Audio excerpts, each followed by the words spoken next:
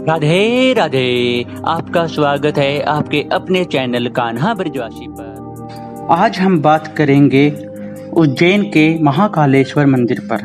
प्राचीन समय में यहीं से संपूर्ण विषयों का मानक समय निर्धारित होता था, इसलिए इस ज्योतिर्लिंग का नाम महाकालेश्वर रखा गया।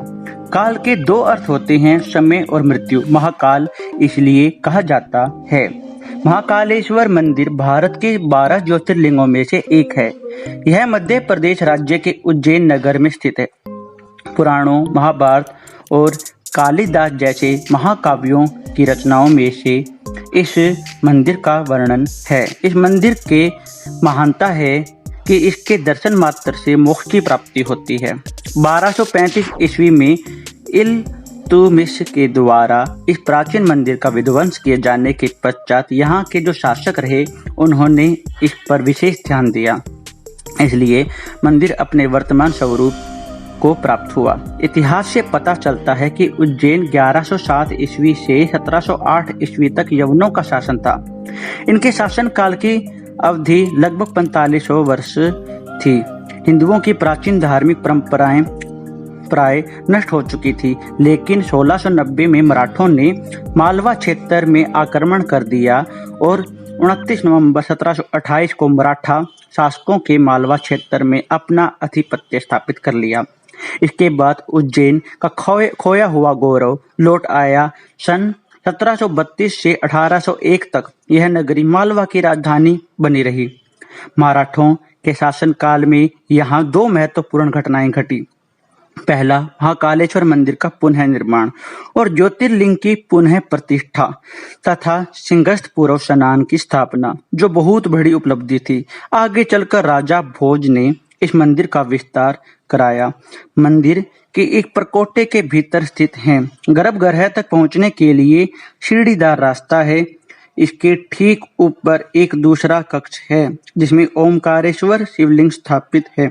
महाशिवरात्रि एवं श्रावण मास में हर सोमवार को इस मंदिर में भीड़ होती है। मंदिर में एक छोटा सा जल स्रोत है जिसे कोटि तीर्थ कहा जाता है। ऐसी मान्यता है कि इल्तुतमिश ने जब मंदिर को तुड़वाया तो शिवलिंग में इस कोटि तीर्थ में फेंकवा दिया।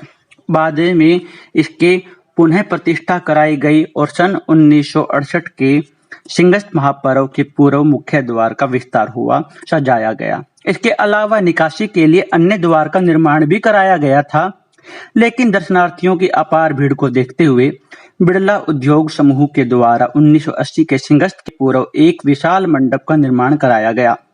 महाकालेश्वर मंदिर की व्यवस्था के लिए एक प्रशासनिक समिति का गठबंधन किया गया, जिसके निर्देश पर सारी व्यवस्था सुचारू रूप से चल रही है।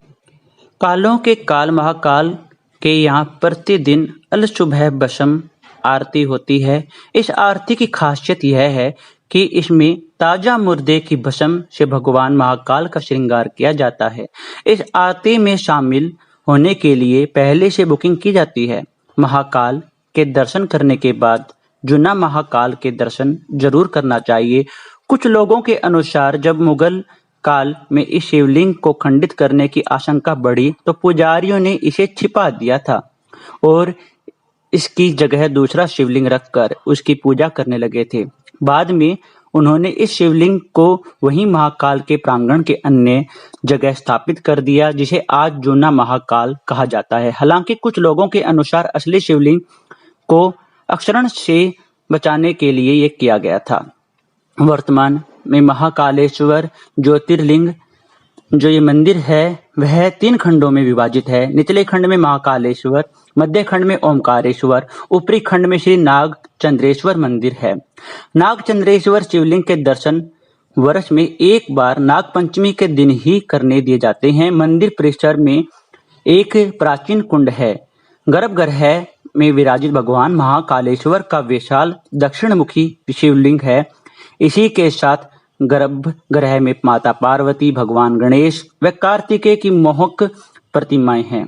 गर्भगृह में नंदी द्वीप स्थापित हैं जो सदैव प्रज्वलित होता रहता है। गर्भगृह के सामने विशाल कक्ष में नंदी की प्रतिमा विराजित है। उज्जैन का एक राजा और वह है महाकाल बाबा विक्रमादित्य के शासन के बाद से यहाँ कोई भी राजा रात में नहीं रुक सकता। जिसने भी यह दुस्साहस किया वह संकटों से घिरकर मारा गया।